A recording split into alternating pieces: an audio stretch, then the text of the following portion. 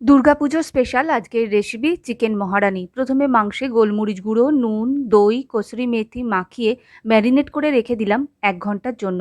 গোটা গরম মশলা dry roast করে গুঁড়ো করেছি, গোটা ধনে, মৌরি, জিরে ড্রাই রোস্ট করে গুঁড়ো করেছি। এবার গরম তেলের মধ্যে গোটা জিরে, গরম মশলা ফোড়ন দিয়ে কেটে রাখা পেঁয়াজ আর চিনি দিয়ে হালকাভাবে ভেজে নিয়ে পেঁয়াজ, আদা, রসুন, কাঁচা লঙ্কার পেস্টটা দিয়ে দিলাম।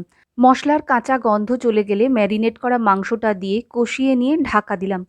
তারপর দিয়ে দিলাম লঙ্কার গুঁড়ো, নুন আর ভাজা মশলা। নাড়াচাড়া করে আবার ঢাকা দিয়ে রান্না করব। অন্যদিকে কাজু আর মাখানা পেস্ট করে নিয়েছি, মাংসের সাথে যোগ করলাম।